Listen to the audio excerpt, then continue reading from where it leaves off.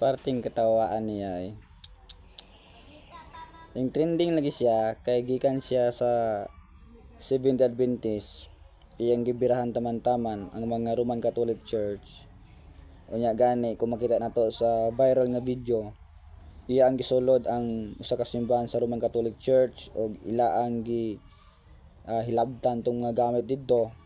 Unya sa akong nadunggan o base sa akong na research na ay nag-file Knight Columbus ani ni sukdanan sa kamaturan, duha ni sila.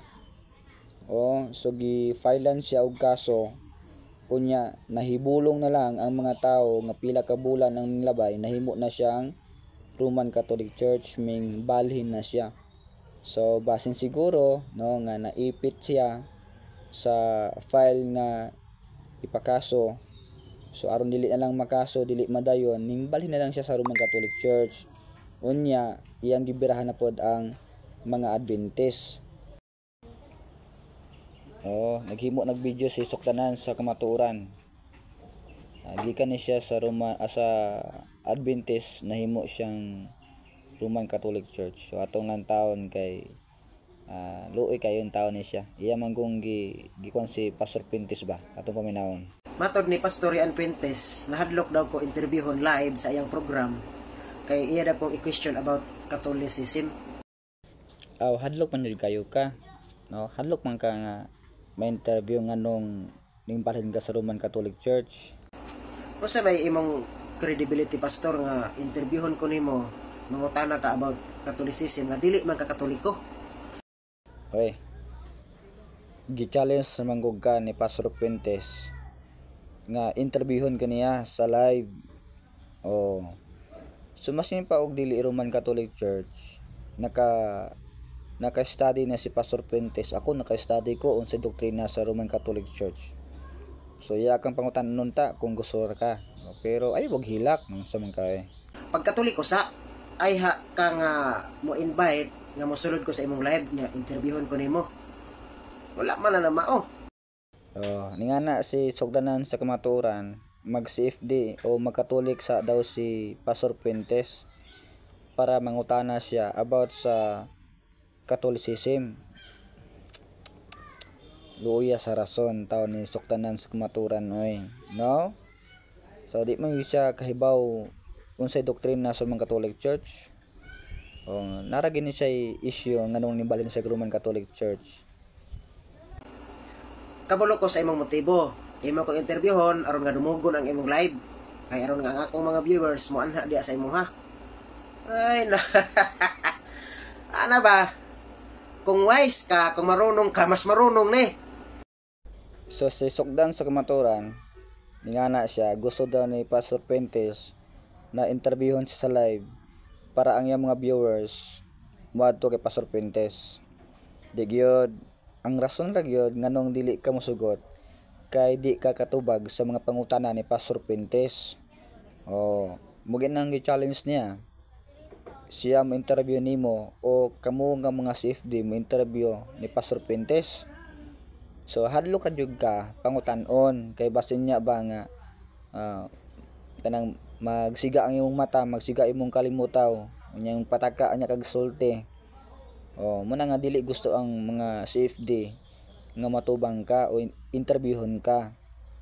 Simple lang guna nga kuan good challenge, kumudawat kasi ang challenge. Ang rason jud ay nga nag-Roman Catholic Church ka para mudagan ang imong viewers, para musikat ka.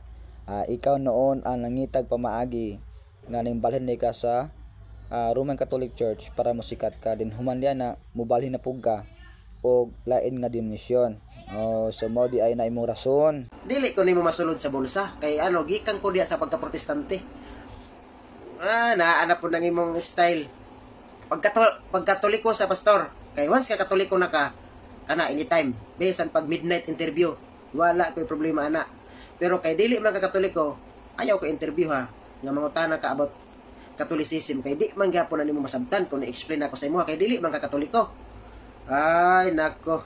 Nya isa pa, kung seryoso ka anang imong giingon nga interviewon ko nimo, dapat mo private message ka sa ko Wala gyud bisan naman lang apostrophe, wa gyud kay gisin sa ako nga message.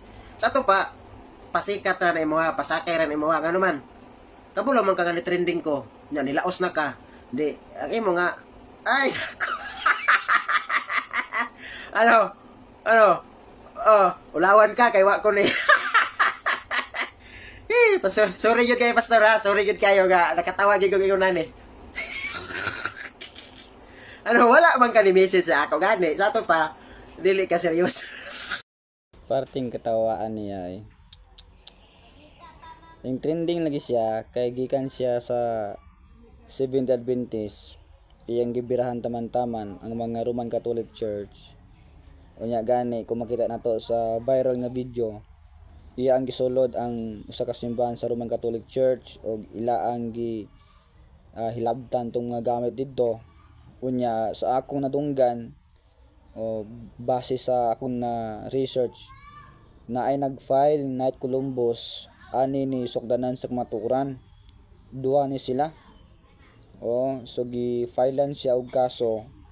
Unya nahibulong na lang ang mga tao nga pila ka bulan ang nilabay, nahimo na siyang Roman Catholic Church, ming balhin na siya. So basin siguro no nga naipit siya sa file nga ipakaso. So aron dili na lang makaso, dili madayon, ning balhin na lang siya sa Roman Catholic Church. Unya iyang gibirahan na pod ang mga Adventist. Unya ning ana siya ming laos no si Pastor Fuentes.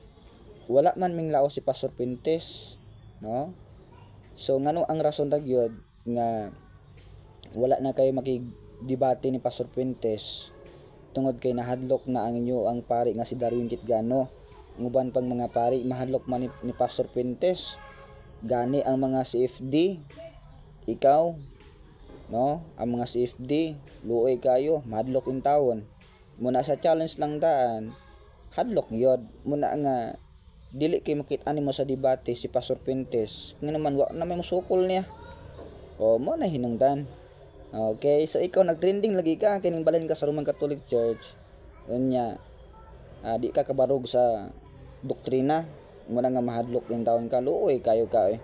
So, ano lang good, no? Kung di ka katubag, ayaw na lang. No? Ayaw na lang pagkasa-kasa diya ha.